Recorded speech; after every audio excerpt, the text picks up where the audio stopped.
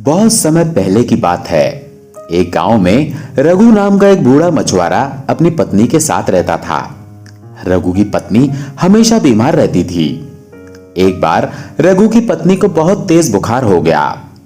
रघु ने आसपास के छोटे मोटे वैद्य हकीमों से उसका इलाज करवाया, लेकिन उसका बुखार नहीं उतरा। रघु के पास इतने पैसे भी नहीं थे कि वो उसका अच्छी तरह से इलाज करवा सके। इसी तरह से जैसे तैसे उसकी जिंदगी चल रही थी। एक दिन रघु सुबह उठा। उसने अपनी पत्नी के सिर पर हाथ रखा तो उसकी पत्नी को अभी तक बुखार था। रघु ने अपना मछली पकड़ने वाला सामान उठाया और नदी पर मछली पकड़ने के लिए चल दिया।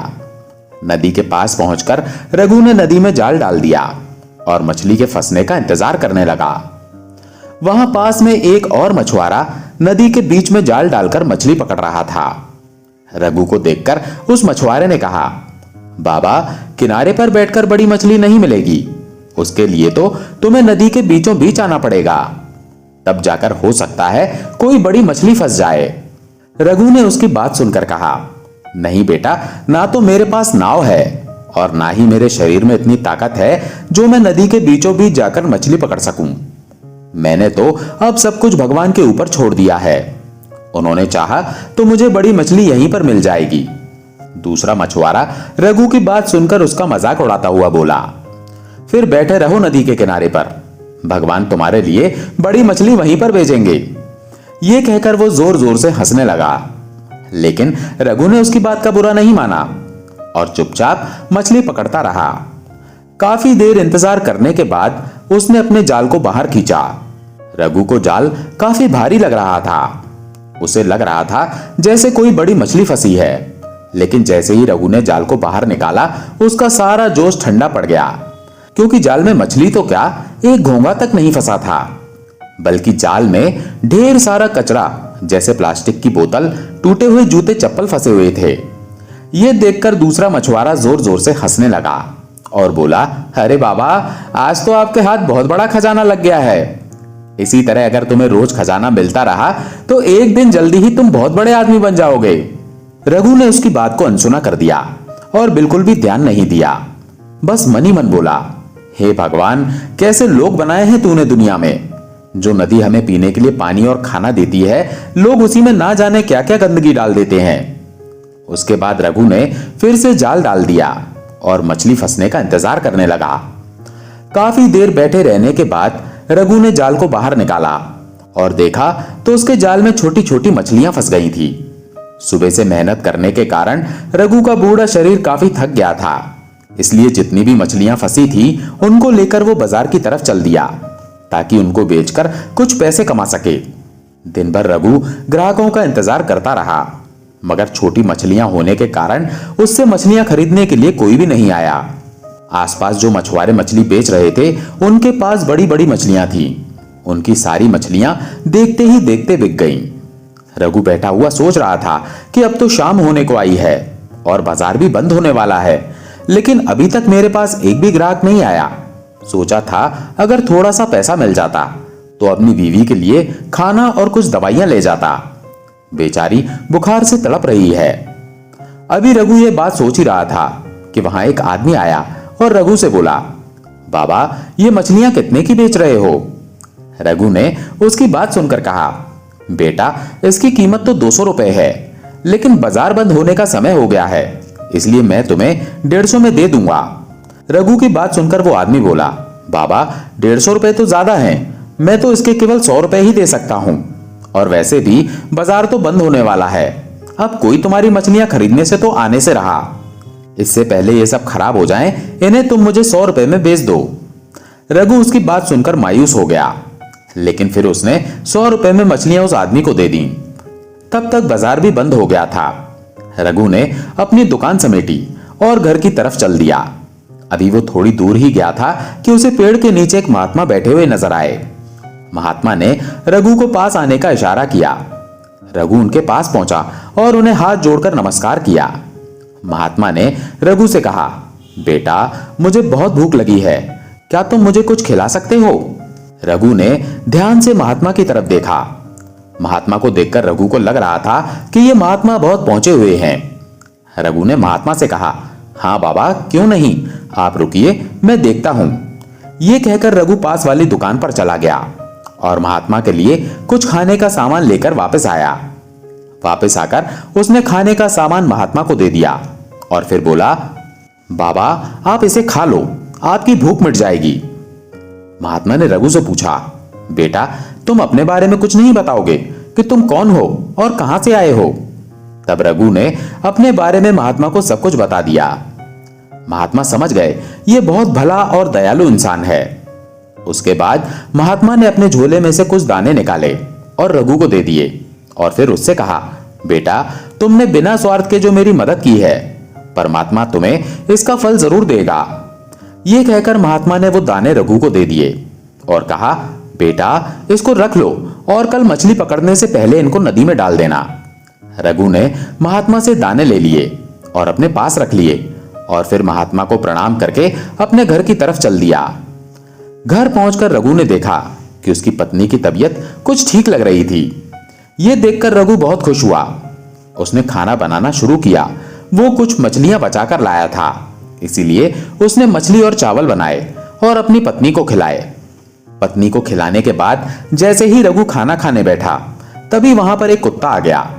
कुत्ते को देखकर रघु के चेहरे पर मुस्कान आ गई। उसने कुत्ते को पुचकारते हुए कहा, क्यों बेटा, भूख लगी है? रुको, मैं अभी तुम्हें खाना देता हूं। इसके बाद रघु ने अपने खाने में से एक हिस्सा निकालकर कुत्ते को खाने के लिए दे दिया। रघु काफी समय से ऐसे ही करता था। जब भी वो खाना खाने के लिए बैठता, तब वो कुत्ता वहां आता और रघु उसके साथ मिल बांट के खाना खाता। खाना खाने के बाद कुत्ता वहां से चला गया। कुत्ते के जाने के बाद रघु भी भगवान का नाम लेकर सो गया। अगली सुबह रघु उठा और अपना मछली पकड़ने वाला जाल लेकर नदी की तरफ चल दिया। रघु नदी में जाल डालने लगा, लेकिन तभी उसे महात्मा के दिए हुए दानों की याद आई, जो कल महात्मा ने उसे दिए थे। रघु ने अपनी जेब से दाने निकाले और नदी में डाल दिए और फिर उसके बाद उसने वहां अपना जाल डाल दिया। जाल को डाले हुए अभी थोड़ी ही देर हुई थी कि रघु को लगा जैसे जाल में कोई भारी चीज फंस गई है। रघु जोर लगाकर जाल को खींचने लगा, लेकिन उसकी उम्र ज्यादा होने के कारण उसे जाल खींचने में बहुत परेशानी हो रही थी। लेकिन जैसे तैसे उसने काफी देर मेहनत करने के बाद जाल को बाहर निकाल ही लिया। जैसे ही उसकी नजर जाल के अंदर पड़ी, वो हैरान हो गया कि जाल के अंदर एक बहुत ही बड़ी मछली फंसी हुई थी। पास में दूसरा मछुआरा भी ये सब कुछ देख रहा था। इतनी बड़ी मछली को देखकर वो आश्चर्यचकित रह गया। उसने मनी मन सोचा, इतनी बड़ी मछली अगर मुझे मिल जाए तो महीने भर की कमाई एक ही दिन में हो जाएगी। ये सोचकर वो रघु से मछली छीनने की योजना बनाने लगा। इधर रघु इन सब बातों से अनजान उस मछली को लेकर वहां से जा रहा था। तभी उसे जोर से धक्का लगा और वो नीचे गिर पड़ा और मछली भी उसके हाथ से छूट गई। उसे दूसरे मछुआरे ने धक्का दिया था। जैसे ही रघु नीचे गिरा, वो मछुआरा मछली लेकर भागा। रघु ये देखकर जोर जोर से चिल्लाने लगा कि ये चोर मेरी मछली लेकर भाग रहा है। लेकिन रघु की पुकार सुनने वाला वहां कोई नहीं था जो उसकी बात सुनता। लेकिन तभी वहां पर एक कुत्ता आया। ये वही कुत्ता था जिसे रोज रघु अपने साथ रोटी खिलाता था। वो कुत्ता दूसरे मछुआरे की तरफ भागा और उसके पैर को पकड़ लिया और कई जगह काट भी लिया। जब मछुआरा नीचे गिरा तो मछली भी उसके हाथ से छूट गई। मछुआरा दर्द के मारे जोर जोर से चिल्लाने लगा। उसका चिल्लाना सुनकर आसपास के लोग वहां इकट्ठे हो गए। इतने सारे लोगों के सामने अपनी पोल खुलने के डर से मछुआरा मछली वहां छोड़कर भाग गया। तब तक रघु भी वहां पहुंच गया। लोगों ने उस मछली को उठाकर रघु को दे दिया। रघु ने लोगों को धन्यवाद दिया। जब सभी लोग चले गए, तब रघु ने मछली अपने हाथ में पकड़ी और सोचने लगा, इस मछली को बेचने से पहले इसका थोड़ा सा हिस्सा मैं अपने लिए भी रखूंगा। ये सोचकर रघु मछली को घर ले आया और मछली को काटने के लिए चाकू उठाया। जैसे ही रघु ने मछली को काटा, उसके अंदर एक बहुत ही कीमती अनमोल हीरा निकला। हीरे को देखकर रघु की आंखें फटी की फटी रह गईं। वो सोचने लगा कि इस हीरे की कीमत तो लाखों में होगी। इसे बेचने के बाद तो मुझे सारी उम्र कुछ भी करने की जरूरत नहीं पड़ेगी। तभी रघु को महात्मा की याद आई, जिन्होंने उसे नदी में डालने के लिए दाने दिए थे। उसने सोचा, इसमें से आधा हिस्सा तो उन महात्मा का भी बनता है। ये सोचकर रघु वहां पहुंचा जहां कल महात्मा जी उसे मिले थे। लेकिन जब वो वहां पहुंचा तो महात्मा वहां नहीं थे। वहां सिर्फ महात्मा जी की चादर पड़ी थी जिस पर वो कल बैठे हुए थे। रघु ने आसपास के लोगों से पूछा तो लोगों ने बताया कि उन्होंने कभी किसी महात्मा को नहीं देखा। रघु ये सुनकर बहुत हैरान हुआ। वो सोचने लगा कि वो महात्मा कौन थे। क्या स्वयं भगवान मेरी मदद करने के लिए महात्मा का वेश बनाकर आए थे और मेरे नसीब को बदलकर चले गए? ये सोचकर रघु आंखें बंद करके वहीं बैठ गया और महात्मा का धन्यवाद करने लगा। उसके बाद तो जैसे रघु की जिंदगी ही बदल गई। अब उसके जीवन में किसी भी चीज की कमी नहीं थी। वो अपनी पत्नी और कुत्ते के साथ सफल जीवन बिताने लगा। इसके साथ साथ वो ये सोचकर दुखी और गरीब लोगों की मदद करने लगा कि ना जाने किसी दिन किस वेश में उसे भगवान मिल जाएं। दोस्तों, अगर हमारे अंदर परमात्मा के प्रति विश्वास होगा और हमारे अंदर लोगों की मदद करने का जज्बा होगा तो परमात्मा किसी न किसी रूप में हमारी मदद करने जरूर आएंगे।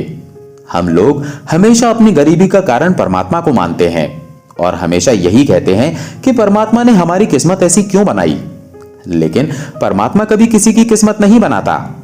इस दुनिया में इंसान जो भी कर्म करता है उसी के अनुसार ही उसकी किस्मत तय होती है। इसीलिए हमें परमात्मा को कभी भी दोष नहीं देना चाहिए और हमेशा जब भी मौका मिले लोगों की मदद जरूर करनी चाहिए।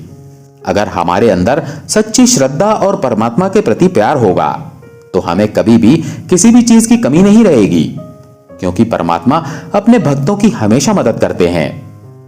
दोस्तों, आपको ये कहानी कैसी लगी कमेंट करके जरूर बताइएगा। अगर कहानी पसंद आई हो तो वीडियो को लाइक करके चैनल को सब्सक्राइब जरूर कर लीजिएगा। धन्यवाद।